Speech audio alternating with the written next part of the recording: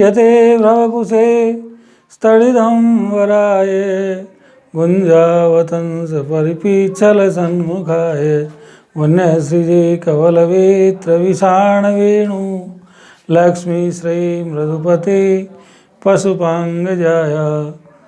सभी छात्रों को सादर नमो नमः।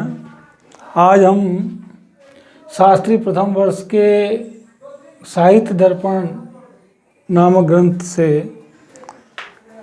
काव्य प्रयोजन के विषय में अध्ययन करेंगे। गत दिन हमने मंगलाचरण और साहित्य के वर्ण विषय पर अध्ययन किया था। सबसे पहले हमें किसी भी कार्य के अंदर प्रवृत्ति के लिए कोई न कोई प्रयोजन अवश्य अपेक्षित होता है, क्योंकि प्रयोजन के बिना कोई मूर्ख व्यक्ति भी या कोई किसी भी प्रकार से अशिक्षित व्यक्ति है और वो भी किसी कार्य में संलग्न नहीं होता। किसी कवि ने कहा है कि प्रयोजनम अनुद्दिश्य मंदोपि न प्रवर्तते। बिना प्रयोजन के कोई मूर्ख व्यक्ति भी किसी कार्य में संलग्न नहीं होता। इसलिए किसी भी ग्रंथ के पढ़ने के पीछे या किसी भी ग्रंथ के अध्ययन के पीछे कोई न कोई उद्देश्य अवश्य होता है। और इसी क्रम में आचार्य साहित्य दर्पणकार जो विश्वनाथ है, उनका जो ये काव्य है साहित्य दर्पण ग्रंथ, इस ग्रंथ के पीछे भी पुरुषार्थ चतुष्टय की प्राप्ति रूप फल, यही उद्देश्य है और यही इसका काव्य प्रयोजन आचार्य विश्वनाथ ने बताया है। उन्होंने कहा है कि मनुष्य का जो जन्म होता है, आहार निद्रा भय मैथुनंच समान में तत् पशुभिर नराणाम, कि पशुओं में और मनुष्य में सारी क्रियाएं समान है, लेकिन मनुष्य केवल धर्म अर्थ और काम की प्राप्ति करने में सक्षम है। यही सबसे बड़ा प्रयोजन है। तो साहित्य दर्पणकार ने भी यही बात कहा है कि काव्यांगतया काव्य फलेरेव फलवत्वम इति काव्य फलानि आए। उन्होंने कहा कि इस न्याय से प्रयोजन अनुदिश्य मंदोपि न प्रवर्तते, इस अस्य न्यायात ग्रंथस्य प्रयोजनम यावत् न प्रतिपाद्यते तावत् कथम व्युत्पत्ति सूनाम प्रवृत्ति भविष्यति इति उक्तम साहित्य दर्पणकारेण काव्यांगतया काव्य फलेरेव फलवत्वम।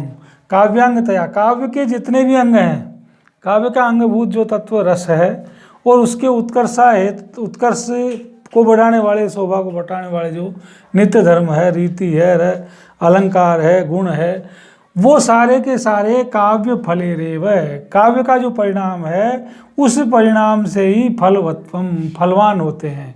इसलिए काव्य फलानि आए, काव्य फल को वर्णन करना आवश्यक है। अर्थात इस अस्य साहित्य दर्पण से काव्य के फल को, साहित्य दर्पण के विषय में काव्य फल को सिद्ध करने के लिए अप्रधान कारण, काव्य फल का जो अप्रधान कारण है, प्रधान कारण तो सभी साहित्य के रस के जो अभिप्रेत है उनको रस की प्राप्ति होना, ये अभिप्रेत कारण है। और अप्रधान कारण होने के कारण काव्य के फलों से ही अन्य काव्यों के अध्ययन से जो फल प्राप्त होते हैं, इसके भी वही प्रधान फल है और यही फलवत्ता है। जिस प्रकार धान्य के कारण धनी है, उसी प्रकार काव्य के फल के कारण फलवत्व है। जैसे कहा है चतुर्वर्ग फल प्राप्ति सुखाद अल्प धियाम भी। चतुर्वर्ग फल प्राप्ति, चार वर्ग हैं। चार वर्ग क्या है? धर्म, अर्थ, काम और मोक्ष, ये चार फल हैं। ये चार चतुर्वर्ग हैं। पुरुषार्थ चतुष्टय, ये नाम दिया है। पुरुषार्थ चतुष्टय इनका नाम है। चतुर्वर्ग फल प्राप्ति, इन चारों वर्गों की फल की प्राप्ति किसको होती है? सुखाद अल्प धियाम अपि। सुखाद नाम सुखपूर्वक, अल्प धियाम अपि, अल्प धियाम नाम, अल्प धियाम का मतलब कम बुद्धि वाले, कम बुद्धि वाले लोग अथवा अपरिपक्व मति के, अपरिपक्व बुद्धि वाले, जिनकी बुद्धि परिमार्जित नहीं है, उन लोगों को भी चारों वर्गों की प्राप्ति, जो मनुष्य जन्म का लक्ष्य है, धर्म अर्थ काम मोक्ष की प्राप्ति, वो कम बुद्धि वालों को भी काव्यात एव, काव्य से जतस्ते न तत्स्वरूपम, सामान्य रूप से हो जाती है और उसका स्वरूप हम आगे वर्णन कर रहे हैं। इस साहित्य दर्पण में ये। तो उस स्वरूप के विषय में कहा है चतुर्वर्ग प्राप्ति ही काव्यतो, इन चारों वर्गों की प्राप्ति काव्य से कैसे होती है? रामादिवत प्रवर्तितव्यम न रावणादिवत। रामादिवत का मतलब जिस प्रकार प्रतिकूलता और अनुकूलता कारण, कि राम ने जिस प्रकार से माता पिता की आज्ञा का पालन किया और राम ने जिस प्रकार से अपने बड़ों को साष्टांग प्रणाम करके वो किया, प्रणाम किया, अच्छे आचरणों का वो किया, और रावण ने क्या किया? परदारा हरण इत्यादि कार्य किए, तो प्रतिकूल कार्य किए। तो अनुकूल कार्य करने वालों को ही चारों वर्गों की प्राप्ति होती है, प्रतिकूल जो कार्य करने वाले हैं उनको इसकी प्राप्ति नहीं होती है, ये कहने का अभिप्राय है। इति सुप्रसिद्ध एव है, अर्थात अल्पधियाम अपि न केवलम महद्धियाम इति भाव है। अल्पधियाम नाम अपरिपक्व बुद्धि वाले जो लोग हैं उनको, और महद्धियाम इति भाव है, अनायास रघुवंशादे कवि कृतिरेव धर्मार्थ काम मोक्ष रूप फल प्रापणम भवति। काव्य से धर्म, जो धर्मादि धर्म अर्थ काम और मोक्ष ये पुरुषार्थ चतुष्टय है, इनकी प्राप्ति रामादिवत प्रवर्तितव्यम, रामादिवत प्रवर्तितव्यम, रामादिवत राम की तरह, न रावणादिवत। प्रवृत्ति निमित्त से, यदि प्रवृत्ति अनुकूल है तो रामादिवत प्राप्ति हो जाती है, और अनुकूल प्रतिकूल प्रवृत्ति है तो रामादिवत न होकर के प्रतिकूलता में रावणादिवत, रावणादिवत ये हो जाती है। अब रावणादिवत यदि है तो उसको उसकी प्राप्ति नहीं होती है। रावणादिवत की तरह परदाराओं के हरण में प्रवृत्त नहीं होना चाहिए इत्यादि रीति से वीत व अवीत प्रवृत्ति में निवृत्ति सुप्रसिद्ध है। युक्ता कर्म फल त्यागात शांतिम प्राप्नोति नैष्टिकीम, की शांति वो व्यक्ति प्राप्त करता है जो युक्ता कर्म फल त्यागात, युक्त कर्म फल त्यागात, कर्म फल में युक्त कर्म हो तो शांति की प्राप्ति होती है। इस प्रकार परंपरा काव्य से धर्म अर्थ काम और मोक्ष की प्राप्ति संभव है। अब आगे भामा ने कहा है, देखिए इसका, इस चतुर्वर्ग फल प्राप्ति का जो भामा है इसने इसका अनुमोदन किया है।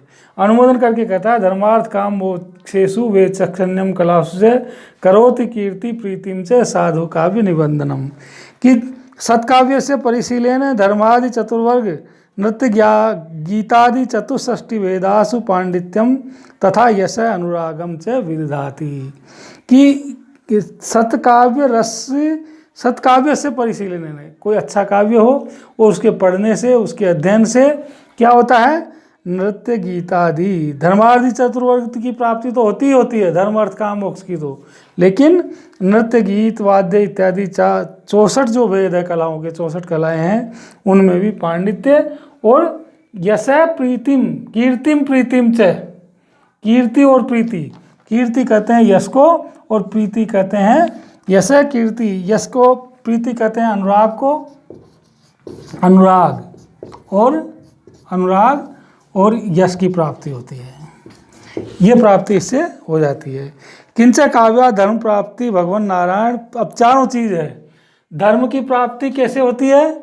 धर्म की प्राप्ति काव्य से भगवान नारायण के चरणों के स्तवन से, भगवान नारायण का चरणों का स्तवन, भगवान नारायण जो है उनकी स्तुति करें, स्तोत्र का पाठ करें या कोई भजन करें तो उससे धर्म की प्राप्ति होती है। अर्थ की प्राप्ति, अर्थ प्रत्यक्ष द्वारेण, जब हम भगवान की पूजा पाठ करेंगे या अर्चन करेंगे तो हमें जो है एक शब्द सुप्रयुक्त सम्यक ज्ञात सर्वे लोके कामधुक भवति, कि एक ही शब्द का भिन्न भिन्न रूपों में हम प्रतिपादन करें तो उससे हमें धर्म की प्राप्ति होती है। स्वर्गीय लोके इत्यादि वेद वाक्यभ्य सुप्रसिद्ध ही है, वेद वाक्यों से ये प्रसिद्ध है। अर्थ प्राप्ति प्रत्यक्ष सिद्ध, अर्थ प्राप्ति कैसे होगी? प्रत्यक्ष सिद्ध है। प्रत्यक्ष सिद्ध का मतलब हम अध्ययन करेंगे, पुस्तकों को पढ़ेंगे, अध्ययन करेंगे, उससे आगे वृद्धि होगी और वृद्धि होकर के प्रत्यक्ष सिद्ध है, नौकरी लगेंगे या पूजा पाठ करेंगे तो कहीं से हमको धनार्जन होगा, पुस्तक लिखेंगे तो उसका जो एडिटर बनने के बाद पैसा मिलेगा, अर्थ प्राप्ति प्रति। और काम प्राप्ति से, काम प्राप्ति अर्थद्वारेण है, अर्थद्वारेण जब पैसा आएगा तो काम की मनो इच्छा पूरी होगी। और मोक्ष प्राप्ति चैतन्य जन्य धर्म फलानुसंधानात्, कि धर्म का फल मोक्ष प्राप्ति है। तो धर्म का प्राप्त चैतन्य जन्य जो चेतना से युक्त हम हमारी बुद्धि के द्वारा भगवान का स्तवन करेंगे तो मोक्ष की प्राप्ति संभव है। धर्म प्राप्ति के लिए भगवान नारायण का स्तवन है, साक्षात कारण है। भगवान नारायण का जो स्तवन पूजा पाठ है ये तो साक्षात कारण हो गया धर्म प्राप्ति का। और दूसरा, एक ही शब्द सुप्रयुक्त होने पर रस का व्यंजक बनता है, और दूसरा लोक परलोक के समस्त कामनाओं को पूर्ण करने में सक्षम होता है। धर्माद अर्थ है ततः काम है, कामात सुख है समुन्नति ही, ये कहा गया है। इस प्रकार चतुर्वर्गी प्राप्ति में काम धर्म अर्थ की प्रति साक्षात कारण है, काम और मोक्ष के प्रति परंपरा या कारण है। काम और मोक्ष की तो परंपरा से प्राप्ति होती है और अर्थ और काम की साक्षात प्राप्ति होती है। चतुर्वर्ग प्राप्ति ही वेद शास्त्रेभ्यो नीरस्तया सुखादेव दुखादेव परिणित बुद्धि नाम। अब यहाँ पर एक शंका होती है कि जब चतुर्वर्ग फल प्राप्ति सुखाद अल्प धियाम अपि कहा है, कम बुद्धि वालों को होती है धर्म अर्थ काम मोक्ष की प्राप्ति, तो शंका होती है फिर बड़ी बुद्धि लगा करके वेदों को पढ़े, शास्त्रों को पढ़े, इनको पढ़ने की कहाँ आवश्यकता है। तो उसके लिए कहा है परमानंद संदोह जनकतया सुखादेव सुकुमार बुद्धि नाम पुनः काव्यात, अर्थात ऋक यजु साम अर्थर्वेद मीमांसा शास्त्रों से चतुर्वर्ग की प्राप्ति परिपक्व बुद्धि वालों को, जिनकी बुद्धि परिपक्व हो गई है उनको तो होती ही होती है, पर जो अल्प बुद्धि वाले हैं उनको भी होती है, इसमें कोई संदेह नहीं करना चाहिए।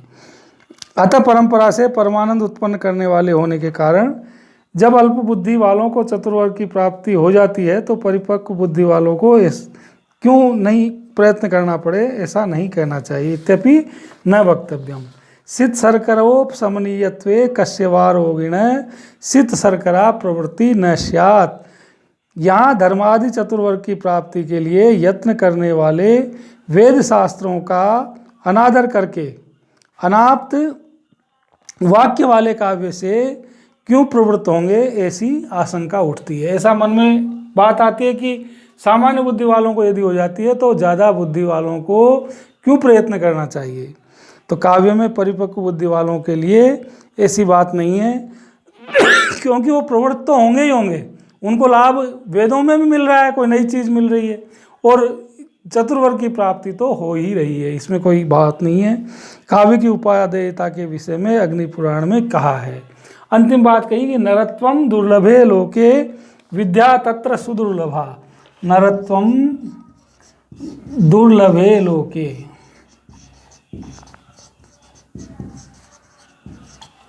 विद्या तत्र सुदुर्लभा। मनुष्यम दुर्लभम तत्र, मनुष्यम कवित्वम दुर्लभम तत्र, कवित्वम दुर्लभम तत्र शक्ति तत्र सुदुर्लभा। कि सबसे पहली बात तो नरत्वम दुर्लभ है, इस संसार में मनुष्य जीवन मिलना दुर्लभ है, कठिन है। और फिर मनुष्य जन्म यदि मिल गया तो विद्या तत्र सुदुर्लभा, विद्या की प्राप्ति दुर्लभ है, विद्वान होना दुर्लभ है। विद्वान हो जाता है तो कवित्वम दुर्लभम तत्र है, कवि होना दुर्लभ है। और ये तीनों चीज़ यदि किसी के पास है तो उसको जीवन का पुरुषार्थ चतुष्टय जो धर्म अर्थ काम मोक्ष है उसकी प्राप्ति होना सुगम है। इसलिए मुख्य जो लक्ष्य है साहित्य दर्पण का धर्म अर्थ काम मोक्ष की प्राप्ति होना है, और वो इससे संभव है। आज हम इसका अध्ययन इसके बाद आगे करेंगे।